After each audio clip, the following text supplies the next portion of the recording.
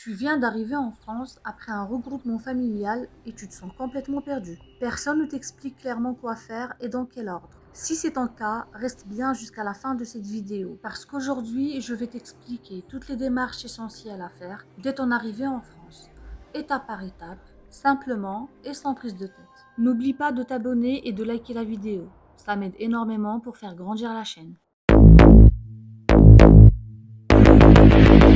La toute première chose à faire après ton arrivée en France, c'est la procédure à l'OFII. Tu dois envoyer le formulaire OFII, une copie de ton visa, le cachet de la date d'entrée en France, une copie de ton passeport et ton adresse en France. Si tu es hébergé, une attestation d'hébergement, la carte d'identité de l'hébergeur, une facture. Tu envoies tous ces documents par courrier en recommandé avec accusé de réception. Ensuite, l'OFII envoie une convocation par mail ou par courrier. Que se passe le jour du rendez-vous? Selon ton cas, l'OFII procède à la validation de ton visa, la visite médicale, la session d'accueil et d'intégration et enfin, la signature du contrat d'intégration républicaine CIR. À la fin, ton séjour est officiellement régularisé. Sans cette étape, tu ne peux pas continuer correctement les autres démarches. Une fois l'OFII fait, tu dois demander ta première carte de séjour. La demande se fait en ligne sur le site de l'ANEF. Tu auras besoin du passeport, visa, acte de mariage, justificatif de domicile, photo d'identité. Les délais peuvent être longs, donc fais la demande le plus tôt possible. Avoir un compte bancaire est indispensable en France.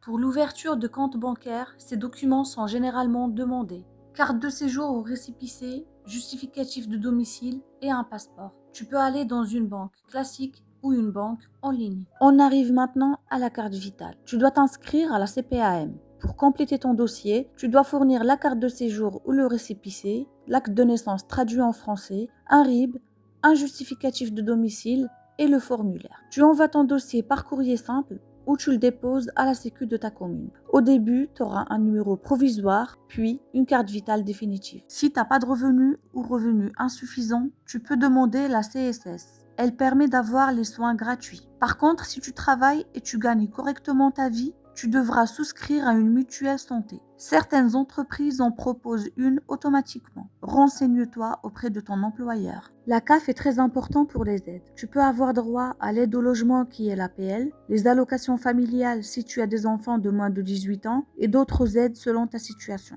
La demande se fait en ligne sur le site de la CAF. Sans téléphone et internet, c'est très compliqué. Tu peux choisir un forfait sans engagement ou un forfait avec engagement. Compare bien les prix et la couverture réseau. Pas besoin de prendre cher au début. Si tu as moins de 25 ans, inscris-toi à la mission locale. Ils peuvent t'aider pour trouver un emploi, faire une formation, avoir une aide financière et avoir un accompagnement personnalisé. Enfin, pense à t'inscrire à France Travail. C'est bien utile pour chercher un emploi, avoir des formations et avoir certaines aides financières. L'inscription est très importante, même si tu comptes pas travailler de suite. Voilà maintenant, tu sais exactement quoi faire après ton arrivée en France suite au regroupement familial. Je sais que ces démarches peuvent être stressantes, mais étape par étape, tout se fait. Si cette vidéo t'a aidé, mets un like et partage-la à quelqu'un qui en a besoin. Et surtout, abonne-toi à la chaîne. Dis-moi en commentaire si tu veux une vidéo détaillée sur l'une de ces démarches.